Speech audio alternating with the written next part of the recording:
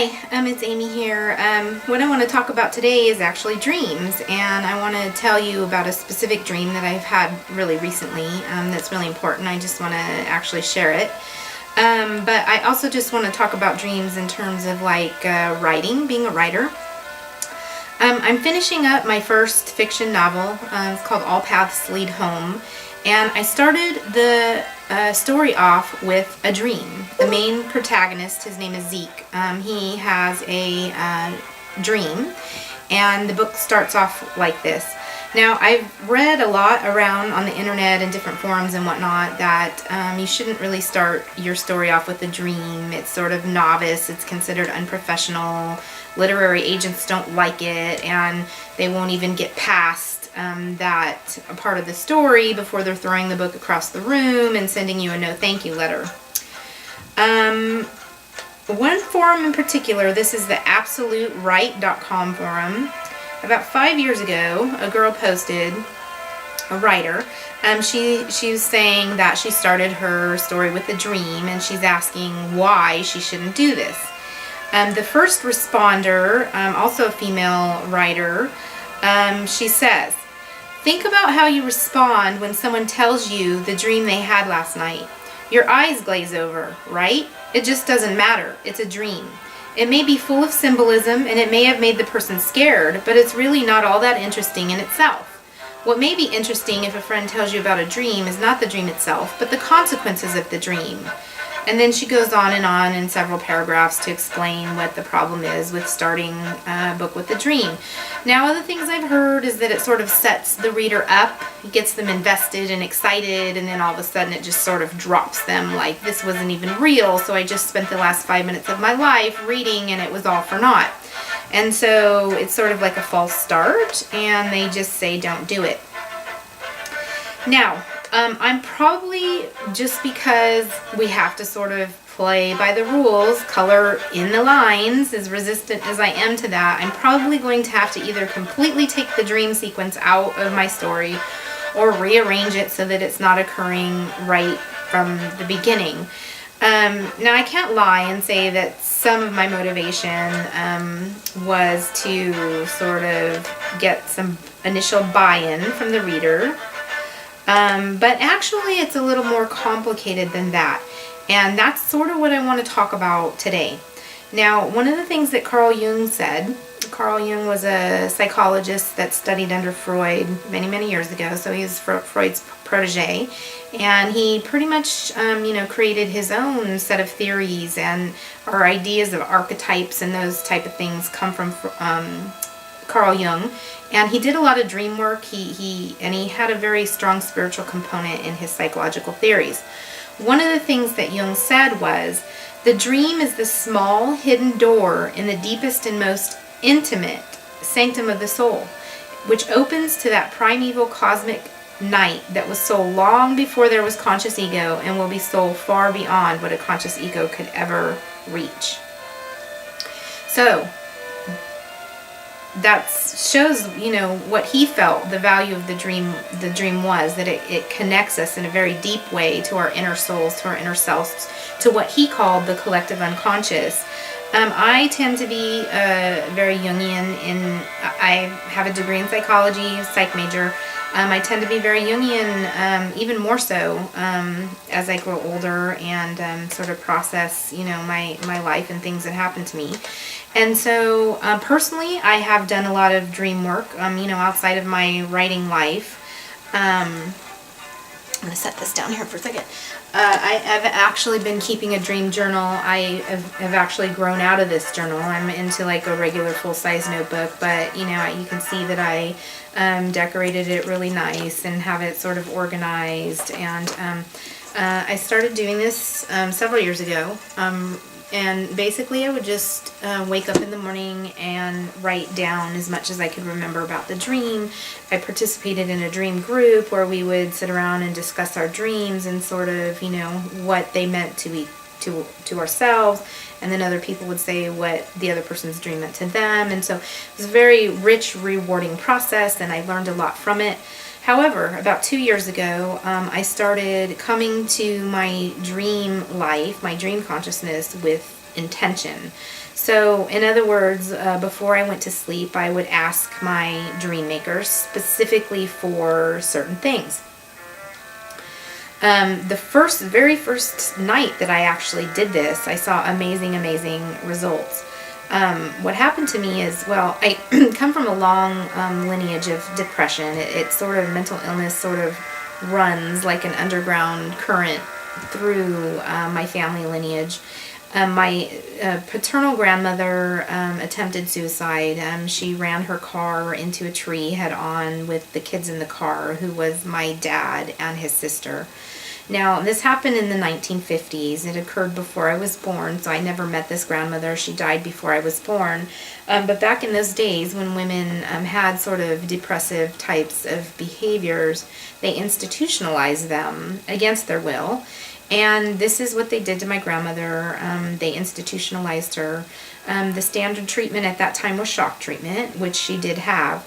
So about 10 or 15 years of shock treatment, and it really did a lot of damage to her, in the sense that my mom would share with me that her and my dad had gone to see his mom in the institution before dad and mom got married, and my grandmother didn't even know who my dad was. She didn't even remember that she had children. So this is just the shock treatments, what they did to her. She died in that mental institution, like I said, before I got to know her. But I've always sort of felt like this kindred sort of connection to her, and I wondered, like, if I could ask her questions, I would want to know, why did she do it? What was going on in her life? What was going on in her thought process? And, these types of questions that, I always thought would go unanswered. So I went to my dream time with this intention to have a conversation with her to find out these answers. Well, she did actually come to me. She came to me and she was like a talking head. I didn't see a body. I didn't see anything else. I just saw a talking head. And I knew it was her, and she was talking to me, and she was telling me the answers to all the questions that I had. When I woke up, I was super excited because I knew it was her, and I knew she came to me, and I knew she spoke to me, and I knew she gave me the answers. Unfortunately, I didn't remember a darn thing that she said. So that was a little frustrating for me, but I truly believe that came into my subconscious mind, and it satisfied. It's what I needed to hear. For whatever reason, I wasn't ready for that to come through to the consciousness part of myself. And so I was okay with that, but it reinforced for me a different level of dream work that I started doing, which was much more guided and intentional. So, that being said, I've been sort of going through a lull lately, and whenever I kind of go in these periods of lulls, I start to bring it, more to my dream work. So I have been asking, with intention for a while now. And it doesn't, you can ask, and it doesn't mean that you're going to receive, because a lot of it does really have to do with what you truly are ready for. And so, it might be frustrating. You're asking with intention, and nothing. You're not remembering your dreams, and this was what was happening to me for quite a while now. I wasn't remembering any dreams. But I kept asking. I didn't give up, because I understand. I've been doing this a couple years now. I understand there's a little process to it, and got to keep working with it. So I've been asking with intention lately for some specific answers, and then I had this really, really amazing dream, which I'll tell you about. So in the dream, I knew I was sick. I had some sort of internal sickness. I don't know exactly what it was, but I knew I was sick. And so I went to this doctor. He was very peculiar, odd, almost, I want to use the term a butcher surgeon, because he was just very odd and eccentric. And what he wanted to do was to cut me open. He wanted to remove all my female organs, and also some abdominal, upper abdominal organs. I can't tell you exactly which ones they were, but a couple other organs he wanted to remove, and he insisted that this would be the cure. In my mind, I thought it was peculiar because I didn't see the connection, how these organs were related to my sickness or disorder or disease, whatever I had going on. But I just kind of went with it. But he told me before we go into surgery, and another peculiar thing about that is I no longer have female organs because of my cancer and what I've been through with that. I had a metastatic recurrence in my female organs, so those have already been taken out. But anyways, so in order to go into surgery, he gave me a very specific prescription of things that I had to do. My husband was with me, but I don't have a really strong sort of connection to him being there. He was just kind of there, standing there during this consultation with this doctor. And so this doctor told me he was going to give me a seed, and he wanted me to plant it. And then he handed me a 2-liter bottle that had the labels ripped off, so it was clear. There was no labels on it, no markings. A 2-liter bottle, and it was full of ayahuasca. But the ayahuasca was not like the normal sort of thick brown. It was a more clear, translucent brown liquid. And it seemed like really rudimentary to me. It had like sticks in it. Like I don't even know if this guy had boiled it correctly with the proper ingredients, and he definitely didn't strain it. So he handed me this bottle with these sticks in it, with these instructions that I was to drink it a little bit at a time over an extended period, just a little bit at a time, a little bit at a time. So if I had to relate it to something, it was sort of like if you've ever had a CT scan where you had to have barium, and you drink the barium before the scan. There's very specific instructions that you do this, 1 hour before the scan. Or if you've had a colonoscopy and you've gone through the cleanse process for that, you start drinking, the liquid at a certain period of time, and 8 ounces every hour. And so it's so it was like that. It was very prescribed dosage and instructions. And then when I did those things, I could come back and I would be ready for the surgery. Well, again, I thought, this is really odd. I don't understand it. It doesn't make sense. But I'm like the good little patient, and I want to do everything that I need to do, all my ducks in a row, to make sure I have the maximum, opportunity for success and healing, whatever this was that I had going on. So my husband and I left, and then suddenly I'm like in this garden, and my husband's not with me. I'm by myself. It's like a garden, and it's a really rich, deep soil. And I pushed the seed into the ground with my thumb, and then almost like immediately it springs up into this giant sunflower. Now, it's odd because it wasn't like I went back and forth, checking on it to see the growth process. It was just immediate, but it was like I was outside of time at that moment, and I don't know exactly how to explain it. It wasn't like I was in time and time was sped up. It was like I was just completely outside of time. I mean, there was like a sense of being removed. And I'm sharing this because every dream that I've ever had has always been very psychological driven for the most part. Except recently, I've had dreams that are different. I'm noticing a shift in my consciousness during my dream time. And this is a really good dream example of that, of what I'm talking about. I don't know, it was just a shift in consciousness. Like this flower sprang up instantaneously, and it wasn't like a sped up time. It was like, it was just complete. I was outside of time completely. And I knew this. I had this conscious awareness of this, and this feeling and sensation of disconnection that I had between what was happening and like the external sort of material world that I was observing.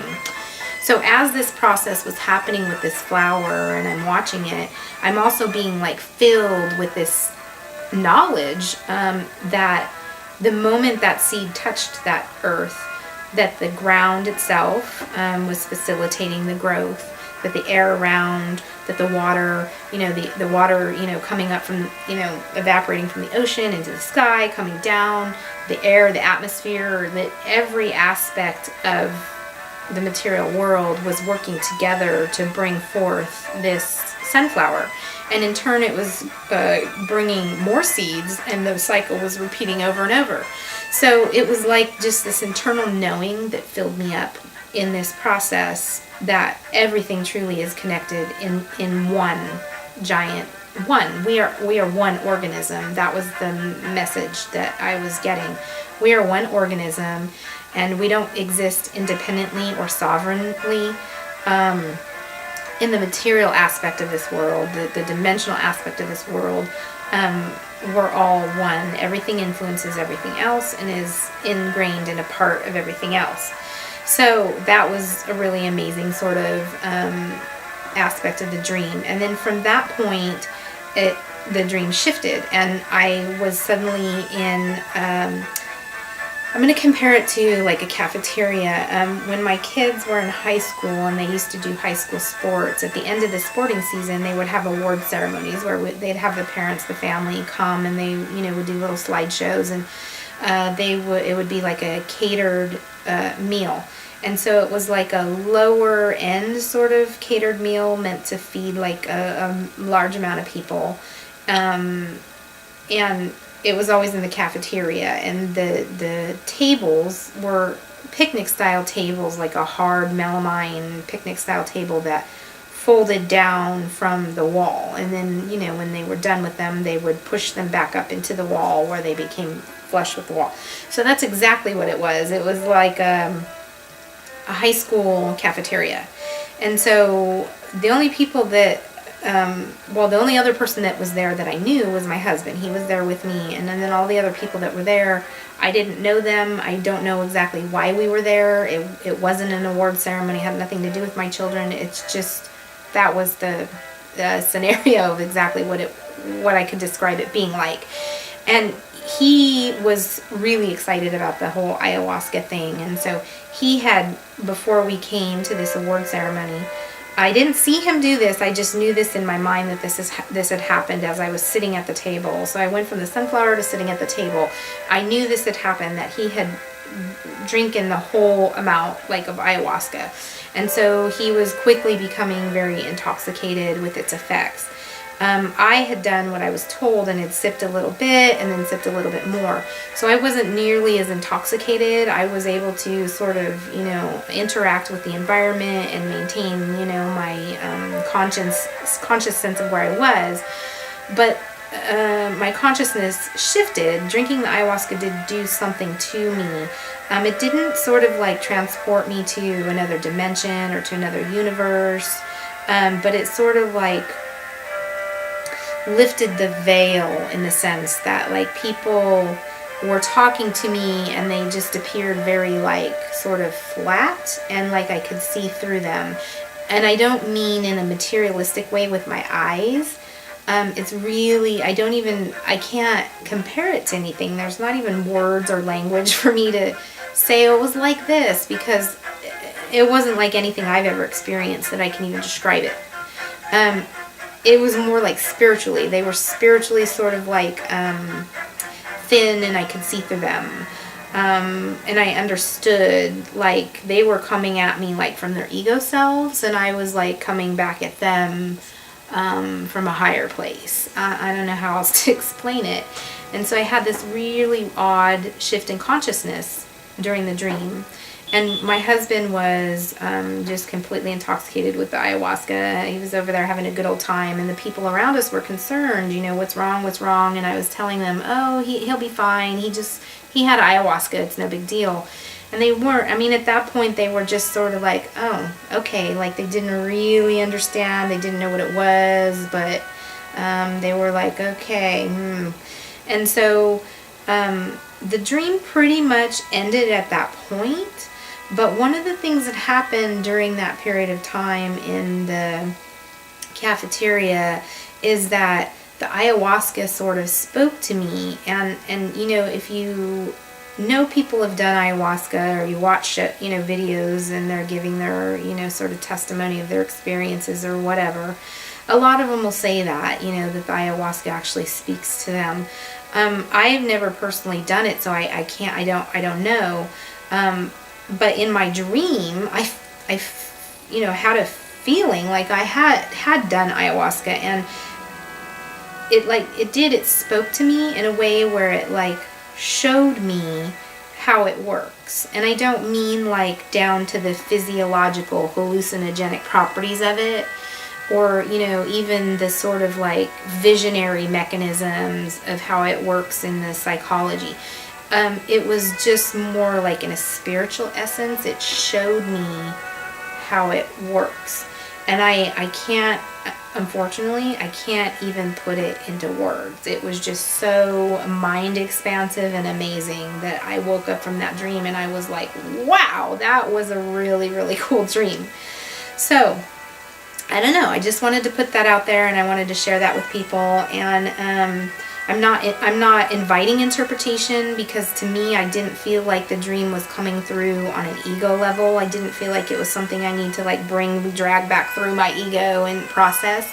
It felt higher than that, and I'm okay with that. And so I'm not inviting interpretation. If you would like to take what I've shared and interpret it for your own self, please feel free to do that, because I do believe in the collective unconscious, and I do believe that dreams come to bring messages to more than just the dreamer. So, but the real reason I'm sharing that is because this is where I come from. This is who I am. I do a lot of dream work. I believe in dream work, and I write about dreams in my stories. Unfortunately, I started out All Paths Lead Home with a dream. Now, one of the reasons that I did that, like I shared at the beginning of the video, was, in all honesty, to sort of catch the reader's attention. But it's not, the dream itself that the character Zeke has is not like this heart-pounding, realistic dream. It's actually it's a bizarre dream. It's full of symbolism. The reason I did this is twofold. Number one is that a lot of people who aren't doing dream work, they have dreams. They have these really rich, amazing dreams that speak volumes to them. And they wake up and they either scratch their head and then shove it aside and totally forget about it, or they wake up and they don't remember their dreams at all. So that's probably the common experience for people who aren't spiritually attuned to their dream makers. And so that's this character. He's a character who's starting out at the beginning of the story, and he hasn't had a spiritual awakening. In fact, he's somewhat apathetic and maybe even hostile to the idea of spirituality, or particularly spirituality through religion. And so for him, he's having this rich dream experience, and then he wakes up and he doesn't really remember it. So I'm using the dream to sort of highlight his character. This tells you that this is who this character is. He's someone that's coming from this place of having these rich, amazing dream experiences, and he's not connecting to them. Now, by the end of the story, this isn't the case at all. By the end of the story, this is a guy that's very much interested in his dreams and remember his dreams, and, you know, wanting to wrestle with things on that level. But to get from here to there, you got to kind of like have these signposts that tell you, right, that your character is changing, progressing. That's what the true story is about, right? So that's one aspect of it. Another aspect of it is that there is imagery and symbolism in the dream that weaves in and out of the entire story. And so I'm probably not going to be able to actually just remove it completely, because it is such an integral underpinning of the story. I might just have to rearrange it so that it's not happening right up front, to get past these literary agents, their stereotypes and their preconceived notions of what the rules are supposed to be. So those are the two aspects of why I started my story with a dream. And I would like to think that the kind of people that really enjoy reading the types of things that I write are the type of people that do dream work, or that are open to spirituality and different aspects of that. All of my stories have some element of spirituality, spiritual growth, spiritual understanding, transformation, and all of these things. And so I'm not going to quit writing about dreams. In fact, in my novel that I'm finishing up right now, All Paths Lead Home, Zeke has another dream a little bit later on, again, really rich in symbolism, that sort of expresses, you know, his spiritual growth. And so all of my stories are going to have some elements of something, whether it's dream work or, you know, meditation or energy work or, you know, whatever. These are things that are valuable to me and who I am in my spiritual life, and all my characters are going to have like a spiritual depth to them that is expressed in the stories. So I'm sharing this with you. Sorry, I have really bad chemo brain. Sometimes the words come out jumbled. I'm sharing this with you as a sort of a source of inspiration that, number one, if you're not really a writer, you're just a reader and you're curious, then you kind of get a flavor of this is who I am and what I write about. And hopefully you're the kind of person that likes to read those kind of stories, and you'll be really interested in Zeke's dream, and it won't just be like your eyes glazing over going, oh, this is a boring dream, who cares? You're going to be looking at it like, wow, what an amazing dream. What can I get out of this? What does this mean? And what does it mean in his life? What does it mean in my life? And so, yeah, if you're that kind of person, then definitely check out my stuff. You're going to love what I write. And if you're a writer and you're struggling with the same thing about the dream, I just want to kind of inspire and motivate you that sometimes I think it's okay to be a little bit outside the box. Now, I see that coming from a place of not being published, not yet getting an agent. Now, I've only pitched a couple and queried those same couple I pitched. So I'm not really like fully in the game yet. I'm still trying to finish up my novel. So I come from that place. I can't really say, well, I'm a successful writer, so trust everything I say. At this point, I don't really think it matters. I think that, I'm trying to write true to who I am, true to myself, true to what I think is important. And my goal is not really to, become some, rich and famous writer. Ooh, my goal is to actually stir people's souls, change their lives, open up their minds, or affirm and support where they're already at in their journey through the characters and the stories. And so that being my motivation, I don't really care so much about coloring between the lines, only in as much as that if I don't somewhat try to color in the lines, then it's pointless. I'm just writing stuff that's sitting on my computer and no one's seeing. And I don't want that either. I mean, I need to be able to get the exposure. And so I'm trying to sort of walk that line between being true to myself and my integrity and my reasons for writing, and also, playing along by the rules so that I can open up more doors for myself for exposure. So that being said, I still do just want to inspire you to, explore these issues of dreams, and don't just take what a group of people say about dreams being boring and nobody cares about them and they're not relevant to the story. They can be very relevant to your story. And so, if you have any, thing that you want to share or questions you want to ask or whatever, please feel free to leave comments. And thanks for watching. Thanks for listening.